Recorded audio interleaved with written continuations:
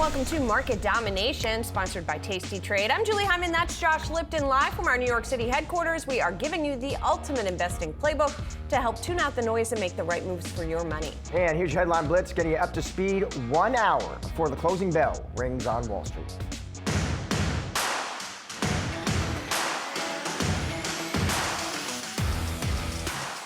It's a very big deal right now, but I think it is going to grow just of its own volition. It's going to grow, and over time there'll be changes made, there'll be adjustments made because we're flexible. We'll see things that we can do even better, but it's very conclusive, and we think everyone's going to be happy, and the people of your country are going to be very impressed with the result, and they'll be able to buy from more people. They'll be able to price things differently. They'll be able to get some products that aren't available to them now that we make better than anybody in the world. And it's just something that it's a great thing that it came together. I think that we're going to have a good weekend with China. I think they have a lot to gain. I do think they have far more to gain than we do in a sense, but we're going to have a very, very good weekend. The forward-looking data kind of tells a different story. Consumer confidence has been coming down over the last few months. Business confidence also softening. At the same time, those surveys are showing both fears of a softer economy, but also fears of higher inflation. And so that points to the job getting tougher for the Fed in the next couple of months. We have got 1 hour to go until the market close. So let's take a look at the major averages. And we do see a rally, a pretty solid rally, especially after we had the formal announcement of this limited trade deal or framework between the U.S. and the U.K. The Dow rising 474 points at almost 1.2%. The S&P 500 percentage-wise up about the same. And the NASDAQ leading gains about 1.7%. I also just quickly wanted to point out what we are seeing with the British pound, given this agreement. We also, by the way, had the Bank of England cut interest rates today. So that's something to consider. There's the euro, and here is the pound, which we're seeing a little bit pull back against the U.S. dollar today. Yeah, so it is a risk-on day. We are in rally mode. President Trump, as you noted, announcing that limited trade deal with the U.K. He also talked about, sort of suggested he might lower tariffs on China if those talks go well this weekend in Switzerland. I mean, listen, we know investors have been just studying every headline, Julie, about trade war and tariffs and looking for any kind of signs of progress or forward movement. So today you're kind of asking, listen, one, Trump did call it a breakthrough, I think is how he put it. So is it really a breakthrough? Is it a win?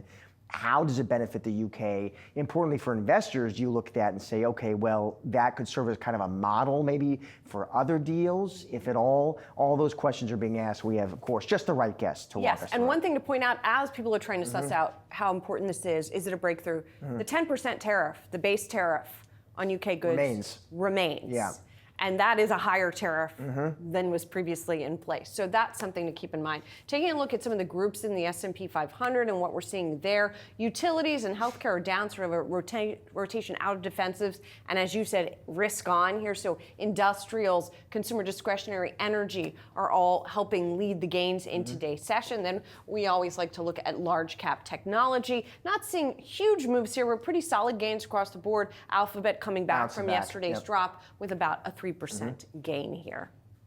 Well, President Trump announcing that first trade deal with the UK earlier today. For more, we're bringing in Ambassador Philip Reeker, former ambassador to the UK and Albright Stonebridge Group partner, part of DGA Group. Ambassador Reeker, thank you so much for being here. So I guess, first of all, I would ask what your assessment is of this sort of framework deal that we've learned about today. Well, thanks, Julie and Josh. It's great to join you today. Look, I think this is important. The timing was great in terms of coming out on the 80th anniversary of Victory in Europe Day, just reminding us what the U.S. and the UK together can accomplish. I think this is a first step. Clearly, what I saw from the White House and the announcements both by the Prime Minister and by the President was that they've talked about the things they're going to talk about. They've outlined crucial things. They've sort of announced that this is the first of many deals, as President Trump has promised for a while. And then we're going to have to see, what kind of details emerge, what evolves in terms of vehicles. The steel and aluminum question remains out there. digital services tax looks like there's maybe some room there. A lot of things still to be defined. I don't want to take away the idea that they've made a big first step with the United Kingdom, but much more to see what comes. So Ambassador, when President Trump, listen, he calls this a breakthrough. I mean, do you consider this a breakthrough? Is it a win for the Trump administration? Is it a win for the U.S.? Or is your point, it's too soon to say? I guess I'd have to go in between, like a good diplomat. Look, it's great that they're able to announce something. Clearly, some work has been done. It's early days to see what really comes from it. I think the fact that there is talk, there is negotiation going on, that in itself is a win. There's opportunities here, and the will of both sides to reach some sort of agreement is clear. What will come in the end will have to be carefully looked at in broader context, and we'll see where that leaves us. The 10% tax across the board, that is the tariff, remains in place, and we'll see what kind of exceptions and other things can be developed on the broader relationship. But a good day for the U.S. and the U.K. to celebrate the opportunity to move ahead together on this. Ambassador, I have sort of a nuts and bolts, nitty-gritty kind of question here about these trade deals getting done. And not just getting done, but then all of the details being worked out, as we've been talking about. I'm curious about the numbers of people it takes to do these, because working on one deal with the UK is one thing, but they're also going to be working on potentially a deal with China and India and Vietnam and Mexico and Canada and effectively every country in the world. So how many, what numbers of people does it take to do all of that? And does that staff even exist? How does this all work? Well, in my experience, I came from the State Department, which has a certain role in this. And obviously at our embassies, when I was in London, there was a lot of talk about trying to find ways forward on trade. That was already in the early days of the Biden administration when I was interim ambassador there. Under the Trump administration, we've been looking at ways to try to have a broader agreement with the United Kingdom after they had left the EU through Brexit. Most of that work goes on through the USTR, the Trade Representative's Office. And I think it was crucial that they are staffing up. They've got some people in place. And we hear from our contacts in the trade world and from other countries that with USTR on board, there is a little more focus, there's more expertise. That said, as you pointed out, Julie, there's a lot of agreements to be done. There are only 24 hours in every day, and people have bandwidth to deal with this. You've got talks going on with China. That'll be crucial. President Trump mentioned those. You've got an EU delegation here, the Director General for Trade, in Washington this week, looking at possibilities there. So a lot of work, and it does take a lot of people. The devil is always in the details in these kinds of agreements. You can just imagine the size of some of these agreements. A 3-page summary from the White House gives you an oversight and a shot at where they are aiming to go, but we'll have to see how they get there. Politically, Ambassador, I'm curious, how do you think this trade deal plays at home for Prime Minister Keir Starmer? Well, it's important, I think, that he's shown that he's able to deliver engagement from the Trump administration. He had a very good meeting here some weeks ago in the White House. Of course, he brought the invitation from King Charles for President Trump to visit the United Kingdom again, full of, I'm sure, good pomp and ceremony, which is befitting for our two countries and the strong, long-standing relationship and alliance that we have. I think he's been able to show that they're taking very seriously efforts to engage in reducing tariffs that have a very negative impact on certain British sectors. You saw Rolls-Royce jet engines, for instance, specifically mentioned, as well as certain makes of automobile. It's early days to see this, but I do think the Prime Minister has something to be pleased about, to bring the attention of his constituencies to, as well as the White House, which of course has made this a fairly high-profile announcement today. And finally, Ambassador, your experience was not just in the UK. You also served in various diplomatic roles across Europe.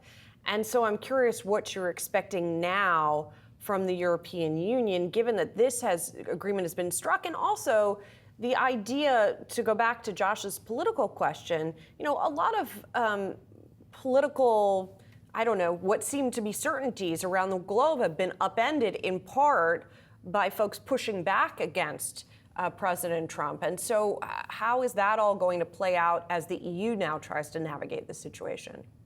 Well, it's interesting, Julie, that you bring that up, because I did have a chance to meet with some European officials this week and talk to them about that. What struck me is that they remain very ready for engagement. They're very prepared for engagement, to consider rebalancing where that's necessary, certainly to listen and try to determine what it is that the Trump administration really wants from the tariff regimes, from these steps on trade that have been taken early in the administration. They're clearly ready to negotiate. They make quite clear that they're prepared to have 0 for 0 in terms of tariffs, something that has been talked about by the Trump administration as a longer term goal. I think we're hearing here in Washington that 10% tariff across the board that the administration announced early on is likely to stay. That means, of course, there'll be reciprocal tariffs, but on other areas, there's room to look and negotiate and see what may come. There's also a desire to create more predictability, more certainty. That's what's roiled markets, where you have this, very frenetic tariffs being announced, tariffs being suspended, complicated charts that show who has what tariff when.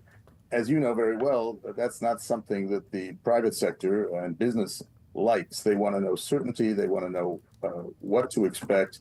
They want to know when and how they can ship their goods, and that their supply chains are safe and well preserved.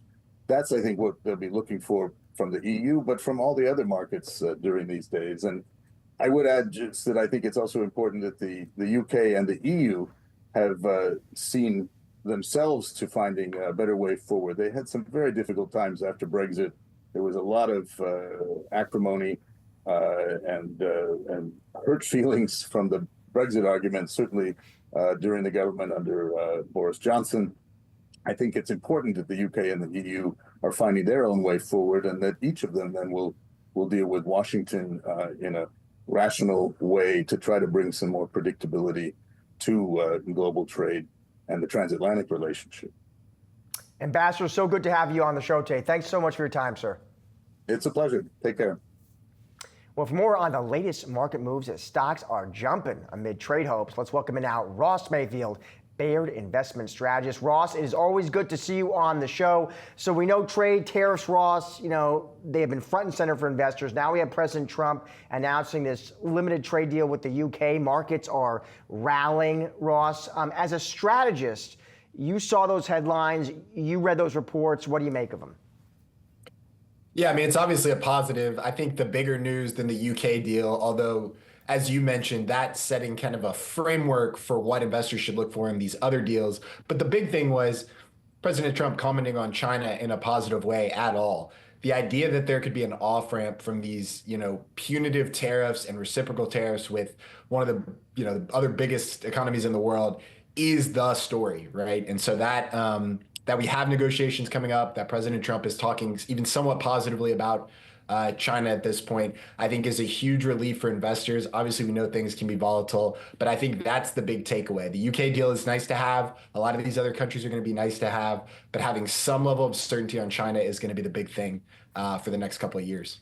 So, Ross, I guess my question would be, we obviously were pricing in a lot of bad news at the lows in terms of how this trade war might play out. What are we pricing in now, right? And what does that imply for where we could go from here? I think the market right now is pricing in that basically this 10% baseline tariff is fine, or the market is saying it's fine, because if it weren't okay with that, then there might have been a negative reaction to what was left in place with the UK today. So you've got that as a baseline. But other than that, I think the market is expecting pretty widespread resolution from the reciprocal tariffs that were announced on April 2nd, because we are functionally back at the pre-Liberation Day levels. The S&P equal weight is flat-ish on the year. So we're pricing in that this trade war is basically going to amount to not all that much in terms of punitive tariffs.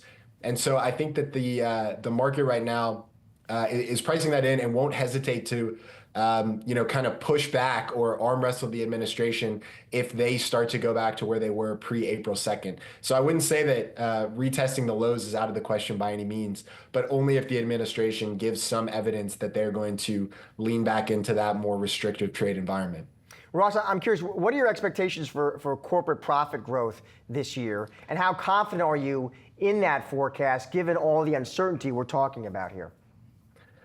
Well, I can't be any more confident than all of the companies who are trying to grow their businesses are, and they're all pulling guidance. So I can't give you a great answer here. I would expect at this point, we're about 90% of the way through first quarter earnings. We've seen strong growth, broad growth across sectors outside of the energy sector. And so that to me says that companies were on solid ground entering the year. They had some momentum. What the impact of this tariff uncertainty will do, I think is up in the air. I think you can still expect growth. If we're just doing binary growth or contraction, I would still be on the growth side of the spectrum.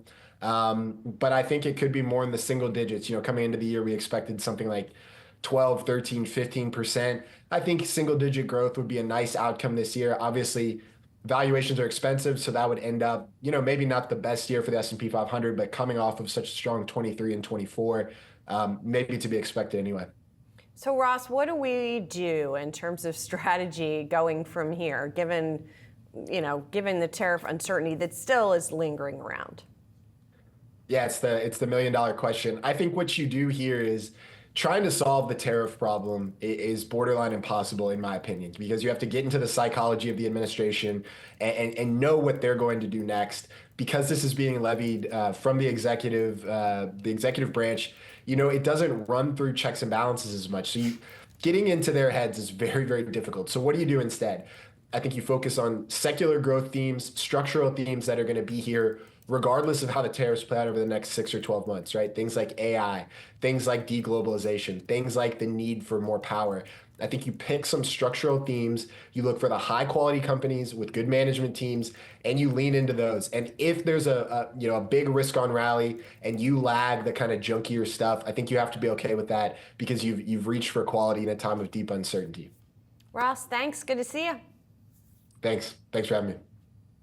We have to pinpoint another and highlight another asset today, and that's Bitcoin. The price is soaring above 100,000 today as tariff trade optimism has sparked a rally in crypto, including Coinbase shares, by the way. They're also getting a boost, and this coming after the company announced it had reached an agreement to acquire crypto options platform Deribit. Yahoo Finance's David Holler joins us now with more. We talked about earlier, Dave, it's good to see you, by the way. We talked earlier about this sort of risk on that was happening with everything today. Sure. And I guess crypto is not excluded. Yeah, I think it's uniquely resilient to the market so far this year. And Coinbase's situation in particular is fairly unique in that they have this big acquisition, probably to date in the crypto sector, one of the biggest. So there's that going on. And then I think that there's just this huge tailwind effect of all the regulatory barriers that are coming down. Even yesterday, we had the OCC, which is a bank regulator, giving guidance to banks. So crypto is kind of seeing this major tailwind amidst the tariff turmoil. And it's not super clear either how crypto would be affected by tariffs either. So. Yeah, that is a very good point. And we're waiting for Coinbase numbers after the bell as well. We should mention that as we talk about the deal. Thanks so much. Appreciate it, Dave. All right, we're just getting started here on Market Domination. Coming up, what's next for the Fed and Jay Powell following its latest decision to hold interest rates steady. We discuss with the former Fed president on the other side. And after the closing bell today, it's another round of earnings reports. We'll get you the latest from Lyft, Coinbase, as we mentioned, and many others. Stick around, more Market Domination still to come.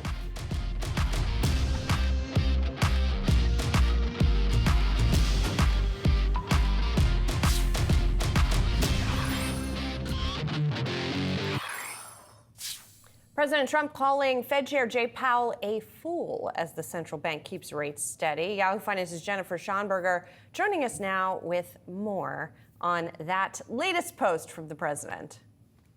Good afternoon, Julie. Yes, just one day after the Federal Reserve opted to hold interest rates steady, President Trump resuming his criticism of Fed Chair Jay Powell, calling him a fool who's too late and doesn't have a clue.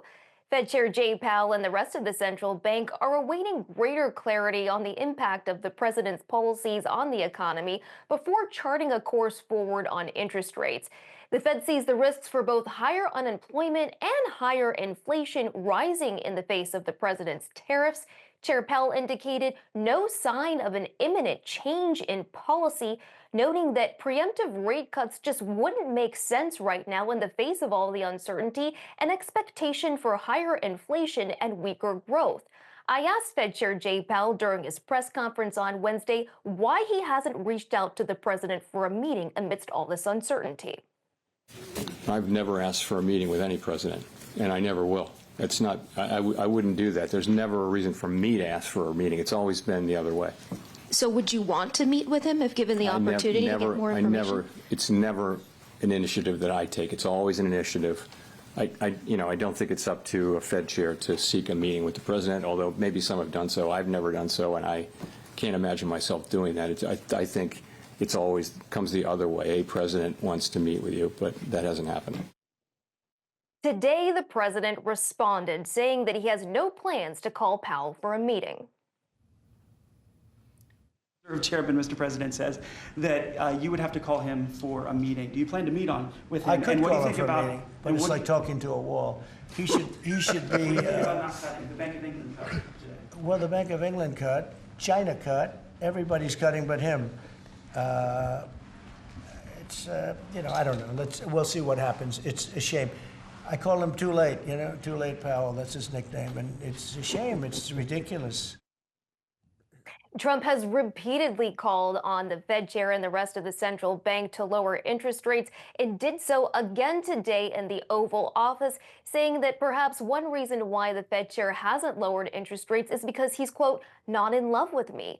Of course, all of this happening after the president earlier this year saying that Powell's termination couldn't come quickly enough, only for the president to later clarify that he has no intention of firing Fed Chair Jay Powell before his term is up in May 2026. Back to you. Jen, thanks very much.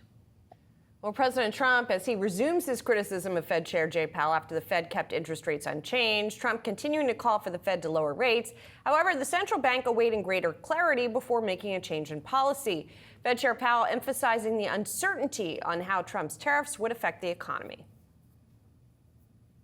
A sharp decline in sentiment and elevated uncertainty, despite heightened uncertainty, highly uncertain, a great deal of uncertainty. There's so much uncertainty. The thing is, we don't know that. There's so much uncertainty. My gut tells me that uncertainty about the path of the economy is extremely elevated. To say it again, the timing, the scope, the scale, and the persistence of those effects are very, very uncertain. For more on the Fed's next move, let's bring in Robert Kaplan, Vice Chairman of Goldman Sachs and former Federal Reserve Bank of Dallas President. Rob, it's great to see you as always. Great to see you. We're going to get to the president's stuff, but first I want to start with that air of uncertainty, which of course Jay Powell is not unique in talking about. Every company on their conference calls this time have talked about that uncertainty. How does the Fed navigate during periods of uncertainty? There have been certainly periods before where the data has not been clear and the Fed has had to chart its course anyway. How do you think the folks there are thinking about that right now? So there's a couple of types of uncertainty. There are periods that are of cyclical uncertainty where you wonder if the economy is softening just cyclically. Then there are times where there are fundamental structural changes. That's what's going on right now. And what do I mean by structural changes? We're changing the way we do government spending. There's a new tax bill coming in the next few months in addition. We are redoing regulatory oversight across industries. There's an effort to dramatically curtail immigration, certainly illegal immigration. We haven't ramped up legal immigration, and we're deporting some number of immigrants, and there's uncertainty among millions of undocumented immigrants. Then you get to tariffs, and the issue on tariffs is we don't know what the levels are going to be. We've got extraordinary tariffs on right now with China, We have a bunch of negotiations going on. We just don't know how they're going to get resolved. So if that sounds like a lot, that's a lot. And so it's very hard to make an economic forecast when you've got this many structural changes going on. And the Fed is trying to be patient and let these things unfold. The thing that could force their hand is if you saw the economy slowing so significantly that the unemployment rate began to either move up or spike up. But we haven't seen that yet. And I think while there are weakness in the economy in certain sectors, we haven't seen such significant weakness that unemployment is spiking up. And if that's the case, then the Fed's is going to keep taking it one meeting at a time and trying to understand what's going on with both employment and inflation. Rob, when would you expect that weakness to show up? Because the soft data has taken a hit, but the hard data is hanging in there. I mean, you heard, Jay Powell talked about that yesterday, Rob. He said, and bottom line, he said economy resilient, labor market resilient, underlying inflation good. So when would you expect that to show up in the hard data? So there's two things going on. One, the tariffs that we were shocked by on Liberation Day, they haven't actually gone into effect yet. And so we've seen a lot of pre-ordering and anticipation of them. We've seen businesses trying to figure out how they're going to manage them, big and small businesses. In the one country you see extraordinary high tariffs on is China, and that is having some impact we see right now on businesses. So we're seeing slowing. The thing that also is going on, though, the labor force is very tight, unusually tight. And the reason is we've reduced immigration flows, and organic indigenous flows are very low. So you may actually see, we saw a significant first quarter weakness, and we didn't see the unemployment rate spike up. Why is that? I think part of it is businesses are reluctant to get rid of workers as long as they're going to stay in business, because they know it's going to be difficult to replace them. So I'd be watching every employment report. I'd be talking aggressively and to contacts about what they're seeing, but we haven't seen the weakness yet, I can tell you that. In a couple of three sectors: travel, leisure, tourism, obviously, shipping. But apart from that, business is hanging in there pretty well. And I don't think you're going to see the unemployment rate spike up either. I'm not seeing that either at this point. So, Rob, you watch the data, you watch jobs data in particular. You don't listen to what's coming out of the White House, presumably, if you're a member of the Fed. That said, with the president's rhetoric persisting in terms of him now saying the Fed really needs to cut rates, do you think that at some point Jay Powell is going to need to come out and make a more forceful case of why cutting is not appropriate right now?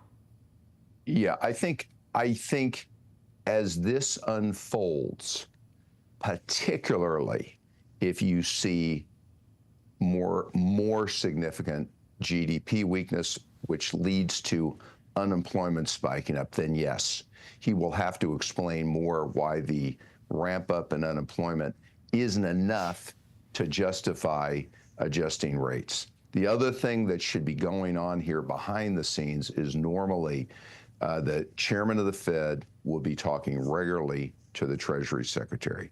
I'm assuming those conversations are going on. They normally would be, and I think it's very important that that line of communication is also open.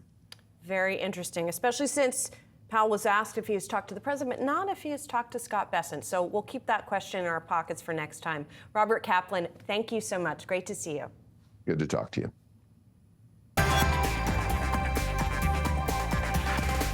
Now time for some of today's trending tickers, sponsored by Tasty Trade. We're checking in on shares of Carvana, Axon, and Crocs. First up, let's talk Carvana. It's riding higher following a double earnings beat. The company's CEO also said he expects the used car business to be less impacted by tariffs than companies that sell new cars. Indeed, we have seen pricing, certainly, of used cars go higher, but most of those, Josh, are not imported. So, you know, maybe people will be turning to used cars more instead of new cars. But the numbers here are impressive here. 46% increase in vehicle sales for Carvana. Yeah, 46% jump in vehicle sales. Bloomberg did point out crunching the numbers, the $373 million net income came chiefly from loan sales, which accounted for $273 million of that figure. Another $158 million, they say, came from gains on warrants that the company holds in insurance company Root. Without those two sources, Carvana would have lost money on a net basis. But more importantly, what they see ahead, the company does expect to grow profits and sales in the second quarter and the year. Retail gross profit per unit, that's another important metric investors watch with this one. That rose to $3,308. That beat estimates. I thought there was an interesting comment from Piper Sandler analyst Alexander Potter, who covers this stock. He said that it's sustainably growing, but also said it's possible to argue that Carvana's valuation has gotten ahead of itself, but in a market characterized by so much unease, we think investors will find it difficult to ignore Carvana's fundamental momentum. In other words, everything's relative, especially at a time like this. Yeah, investors aren't ignoring it. That stock has had a move. Yeah. All right, meanwhile, shares of Axon soaring higher today following better than expected earnings on the top and bottom line. So reports Q1 results that beat expectations. They raised the forecast. So for full year 25, they now expect revenue between 2.6 and 2.7 billion. That does represent about 27% growth at the midpoint. Barclays is overweight this name, says strength across the business. Management expecting record annual bookings this year, says demand still multi-year in length, and they take their target here to 735. Yeah, and this is a maker of body armor, by the way, for people who are not familiar with the company and defense products. And speaking of stocks that have done amazingly well, it is up, it's more than doubled over the past year. It's up about 120%.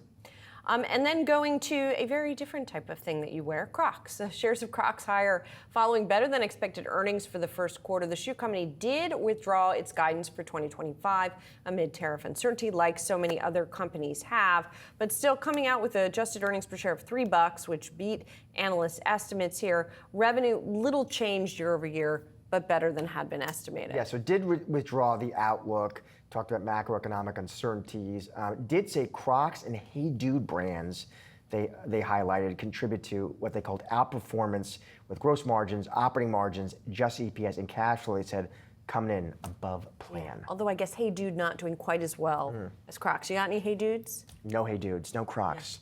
Yeah. No Crocs. No Crocs. Wait. Not anti-Croc. Crocs in your household? No, I don't believe so.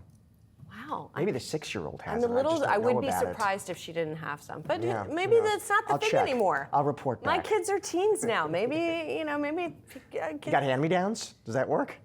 Hyman to for Lipton? you? Oh, Sure, they no. destroy the Crocs. No, nothing Other left? shoes may, well, shoes All in right. general get destroyed. Okay, coming up, shares of Oscar Health rallying again today on the back of its latest earnings report. We'll hear from the company's CEO on the other side. Stick around, morning market domination still to come.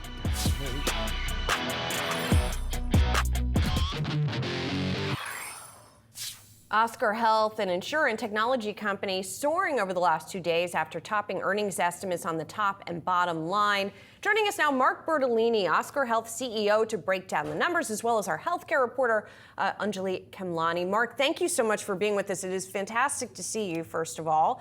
And your numbers really interesting. In particular, I saw a lot of commentary around your costs being better than estimated. So first, I just wanted to kick us off with you telling us a little bit about that, how you sort of got costs down to beat the street and what contributed to that. Well, there are two pieces to it. One is the leverage of growth. We've grown since I joined by almost 1 million members in the last 2 years. So that's part one. But part two is that we have been using large language models for a number of years now. Our founders have a relationship with OpenAI. Josh Kushner, who's one of our founders, actually was one of the first investors in OpenAI. And so we've been using these models. And prior to this year, we had implemented 20 large language models, and then we're implementing 10 so far this year, where we have reduced our operating costs by 1,660 basis points. Mark, it's Anjali here. Really good to see you again. Talk to me about that and how Oscar is really doing this, in a field where you're competing with some of the larger insurers. I know, there aren't as many competing in the ACA marketplace as before, but you have been focusing a lot on technology. Oscar's reputation started there. So how does what Oscar is doing, is it scalable? Is it something that we can see, some of these large vertically integrated organizations kind of mimic, considering that they are struggling with costs right now? Well, Anjali, the biggest part about implementing AI at scale is that you have to have a single version of the truth in the data set. And so Oscar, by its history, is the first new health insurance platform to be built in the industry since 1972. And we have a single source of truth on the data. So we don't have multiple versions of Mark Bertolini running around, thank God. And so the whole idea is if we have a single version of the truth, we can use that data effectively. Now, we didn't start on the clinical side right away. We started in the back office, and we started on things like making information available for members. So in 2024, in January, we grew by 600,000 lives. We did that with 200 less people and better service standards than we did the year before when we grew by 100,000 lives. So the model is what can we do to get people information more quickly? How can we support our brokers in enrolling members into our plan? All of those sort of backroom kind of things that make it simpler and easier to do business with us. This year, we've implemented some interesting models. We have one that intakes people and gets us a sense of their conditions that they want to address and allows us then to provide support through our virtual medical group to help them get that care. The other is sort of what I would call a symptom checker. So think of back in the day, WebMD and others coming forward with all this online information. We now have a chat bot that allows you to take you through the symptom checker in a way to say, okay, what do I do next? What do I need to do? What do I need to understand? Fair. And I know you and I have talked a lot about, how insurers are operating, how the entire industry really needs an overhaul. And this is just an example of that.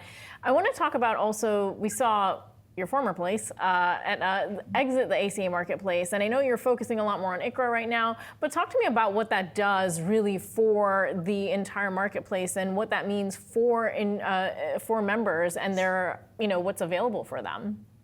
Anjali, one of the interesting things that is I've worked here for the last couple of years and understood the way people buy a couple of important things. The more players in the market, the better. In large part because everybody has narrow networks in the Affordable Care Act.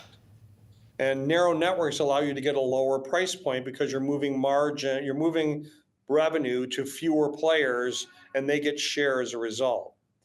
That is counterintuitive to what we do in the employer market, where you have large numbers of employees and you have large networks, which actually have higher cost points. So if you have more players and they all have narrow networks, and currently today, 75% of physicians in the US are in the Affordable Care Act networks somewhere. If I'm a buyer, instead of me having to buy what my employer offers me, I can buy at a better price point as an individual in the individual market because I can find my network with my plan design that works for me. The plan design is important because it's about my risk and what I need to cover, whereas with an employer, they pick an average down the middle for their employees, and nobody likes to be considered to be average, but we have fewer solutions to pick from. And given that in the ACA now, 95% of all enrollment growth comes through a broker, brokers are helping us get people into the right plans. So that's why the individual market works better from a cost point. That's why the more players in, the better, because we have access to the providers that anybody needs. So our view is we don't need to get all the members. We want the members that need our products and our networks. We want to serve them well at a price point that for the last 3 years has been below or at the cost of inflation. Mark, I want to ask you beyond Oscar, though, because obviously, as Anjali mentioned, you're a veteran of the industry. You led Aetna for more than a decade, or you were at Aetna for more than a decade. It feels like, to many, at least for many patients, they feel like the system is broken, right? They're not happy with it. This is not new. We've seen it bubble up in new and dangerous ways over the past year or so. What do you think is sort of the biggest issue there? What's the biggest challenge? What needs to be fixed the most? I think it's so we've moved healthcare beyond population health and beyond disease management to individual health. And individual health means I need to have my provider that I use, and I need to have my product that works best for me. Those are the important things for me as a member. So if I can find my doctor in a plan design that allows me to cover what I need to get covered, instead of what my employer buys for me, which isn't bought all that cost effectively, versus what can happen in the individual market, I'm better off. So a lot of the things members complain about is prior authorizations, or all the things that, if I know what my concerns are for my health, I know what I need, why am I having to go through the insurance company to get it approved? So there are products that are now being launched that allow people to have frictionless care.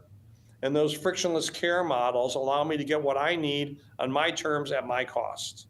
And that's what, everywhere else in our economy, we can get that. In healthcare, we can't. Somebody else buys it for me and tells me, here, you have to use it. And oh, by the way, I want you to pay 15% of the premium. Yeah, that sounds like a good summary of what people don't like about it. Mark, we got to leave it there, unfortunately. Why is this so hard? We always love talking to you. So come back again and talk to us soon. And thanks, of course, to Anjali as well. Good to see you both. An American will be the next pontiff. Cardinal Robert Francis Prevost has been elected as the 267th Pope. He will now be known as Pope Leo XIV, and he's the first U.S.-born Pope. Prevost, 69 years old. He's from Chicago. He's a graduate of Villanova University in Philadelphia, and he spent much of his career as a missionary in South America. He served as a bishop in Peru, and he most recently led a powerful Vatican office for bishop appointments. Prevost was elected by Catholic cardinals on the fourth ballot of the conclave in the Sistine Chapel in Vatican City. Addressing the crowd in St. Peter's Square, Leo paid tribute to the late Pontiff Francis, urging the crowd to remember his predecessor's legacy before outlining his vision for the Catholic Church. Automakers Slate creating buzz in the electric vehicle space. The Bezos-backed EV startup is planned to manufacture vehicles in the United States. And here to share some more news about the company is Slate CEO Chris Barman. And joining us is also Yahoo Finance senior autos reporter Praz Subramanian. Welcome to you both. Chris, great to see you here on set. Thank you for having me. I'm excited to be here. So let's start with this news, Chris. This is a new financing round, I hear. Walk us through it. Yeah, well, first, tell you a little bit about Slate, and then I can explain where we are with our financing. So if you aren't familiar with Slate, we're a new vehicle company. We just announced 2 weeks ago, and our mission is to bring the affordable vehicle back to Americans. So we've designed a vehicle at a price point of about $25,000. We build it in a single configuration, but it's been built as a platform to be highly accessorized. So we want to put the power back into the hands of the consumer and let them decide what features and accessories they want to put on the vehicle. So we've been quietly working on this for about 3 years. We've gone through a couple rounds of funding. So Jeff Bezos was our lead in our first round, the Walter Group in our second round. We also have General Catalyst as an investor, and we've raised nearly $700 million. So that's a new figure there. I know there was a lot reporting much less than that, but it takes a lot of money to build a brand new automaker, doesn't it? Yeah, it takes a lot of capital investment, but we're being really wise in how we're deploying it and what we're using it on. Our model is that we really want to minimize that. So when we thought about the vehicle and how we would bring it to market, one of the decisions that we made is that the exterior panels are made of a composite. And in doing that, it allowed us to not have to have a stamping operation to stamp the exterior sheet metal. We don't need a paint operation. Very significant investment in those, $400 million plus that you have to put in. So we're being wise about our capital. You might wonder, okay, how then do you get the color into the vehicle if it's a composite? So it's molded in color in a slate gray, but again, it's designed to be accessorized. So we've designed it up front to be very easy to wrap the vehicle. And we'll provide a wrap kit as an accessory if somebody would like to choose a specific color, and it'll be easy to do that. It's also, as a truck, it can be converted from a 2-passenger truck into a 5-passenger SUV. So the idea is that the owner of the vehicle can change it out as they acquire the vehicle or as their budget or their life changes. So they can buy it and use it as a truck, but if later they have an expanding family, they need a little more seating space, they don't have to sell the vehicle, they can keep it and turn it into a 5-passenger SUV. So you've talked a little bit about how you're keeping that cost down then with some of those moves that you've made. What about in the tariff environment? I know it's made in the US, but what about the parts of it and the metal that's being imported to make it, et cetera? Yeah, so we've been designing it and it will be manufactured in the US. We're really focused on and want to reindustrialize America, so it'll also be produced in Warsaw, Indiana, in a facility that was previously used for printing catalogs and phone books. So it had shuttered in September of 2023. Its footprint is ideal for us. It's about 1.4 million square feet. Other manufacturing facilities are 3 million plus. But since we don't have the stamping operation, the paint operation, we're able to really consolidate on that. We were very focused through the process that we wanted to also source American parts. So we have a high number of US sourced parts within the vehicle, so we'll be very insulated against tariffs. Is that really hard to do right now though? Because I imagine even automakers that were sourcing from outside of the US, they're now trying to get also the US made parts too. So is there more competition, in other words, for parts? I think others will be shifting their strategy. It's not as easy in automotive that you can just pick up and change from one to the other. What we've seen though is we've locked in almost 80% of our partners already. So there's a small amount left that we have to do. We've locked in our battery partner, SK On. Their plant in Commerce, Georgia will be producing our battery, which is a big component for the vehicle.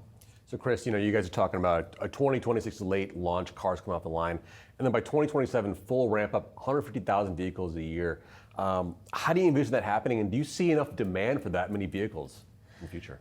Yeah, so for us, we believe that we'll be able to ramp and have a successful launch when we start again with this platform that we have with the blank slate. We have about 500 parts to the vehicle, where other vehicles, as they're manufactured with their option packages and the complexity, it's about 2,500 parts. So it makes it a lot more complex to bring up that type of operation. So we see that we'll have a faster path forward to get to that 150,000 units a year that we'll be able to produce.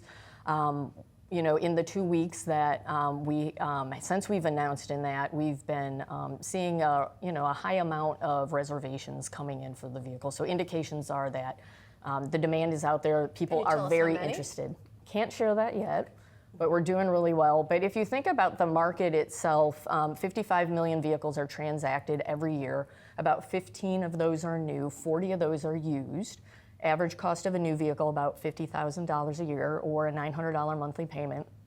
Average cost of a used vehicle is about $27,000, $500 monthly payment. And there was a recent study done that showed that if you make $100,000 a year to have balanced personal finances, you would put about $400 towards your monthly payment. So it's a stretch for individuals who make $100,000 a year to get into even an average used vehicle. 70% of individuals in households make less than $100,000 a year. So there's a large number of people that are out looking for a vehicle, feel their only choice is a used vehicle, and will be priced in the mid-20s, below $20,000 with the federal incentives. It starts to get that monthly payment into about $350 a month, so you're within that balanced financials. And it also gets individuals into a vehicle that is designed to be a NCAP, New Car Assessment Program 5-star, Insurance Institute for Highway Safety top safety pick. It'll come with a warranty, so it gives an individual the opportunity to get into a new vehicle that's safer, more reliable, has a warranty, and can give them peace of mind about the product that they're driving. Chris, so good to see you today and to have you on set. Appreciate it. Thank you. Thanks for having me. And while we're wrapping up today's Market Domination, don't go anywhere. We've got you covered with all the action following the closing bell, including the latest earnings reports from Lyft, Coinbase, and many more. Stay tuned for Market Domination Overtime.